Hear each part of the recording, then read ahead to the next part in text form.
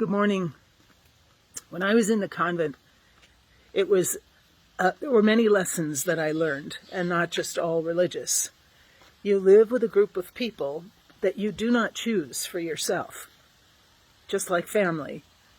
And you end up working together with a group of people who many times you do not match and you do not jive with for the greater good. Because there are things that need to be accomplished. Work, good work, life that needs to be lived, people that need to be helped. And it's only in working together, right, that we can do it. When I lived at the camp in Big Bear, the snowfall was quite heavy in the winter. And a number of us as young sisters, we would split the tasks, that some would shovel the boardwalks, and I would usually volunteer to plow in the truck, plow the roads. We did this together, and together we accomplished the task so that we could move forward, the retreatants could have a good time and walk around, and that we could be safe together. No one worrying about ice or wading through deep, knee-deep snow. Well, this morning I've read, and you probably have too, that we've now reached 700,000 people in this country who have died because of COVID. In January, we were at the number 350,000. Now, in the months since, this is early October, in 2021, we've lost another 350,000 people. And the hard thing at this point is that because there's a vaccine, we hear the scientists saying that most of these deaths, these last 350,000 deaths, were preventable. These people didn't have to die.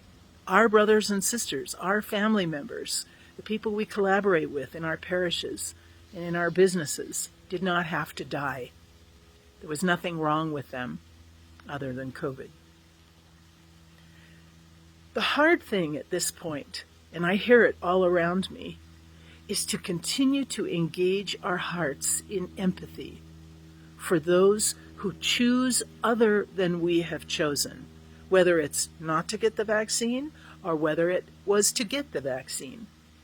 To keep our hearts engaged in empathy and loyalty and love for one another in spite of the fact that we choose different things.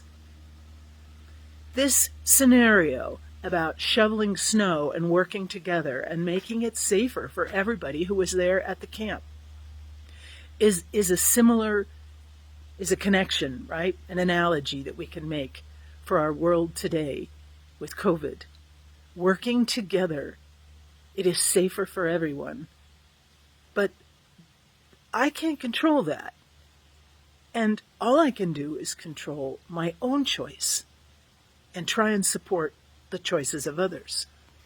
But I think our homework for this coming year, and it's serious, is that every time we are faced with the reality where we're tempted to judge the other people, the people who didn't behave as we did in the face of COVID, to hold that judgment back.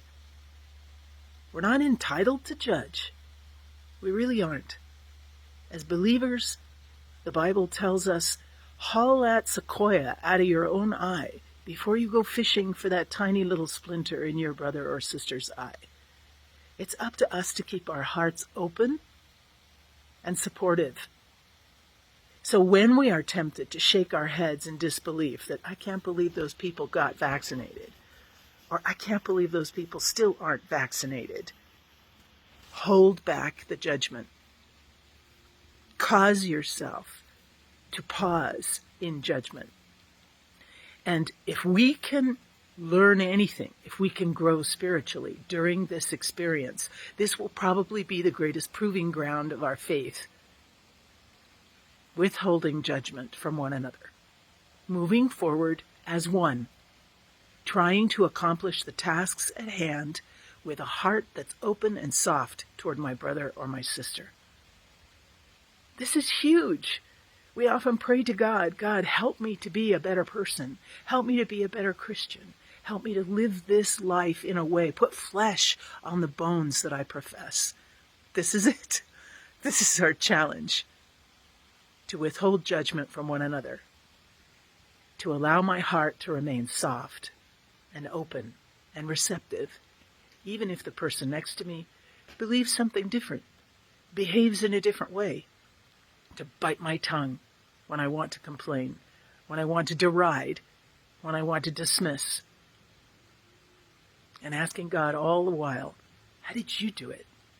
Jesus, when you walked among the people, how did you not judge those people who seemed not to hear you, whose hearts were turned against you? How did you not judge?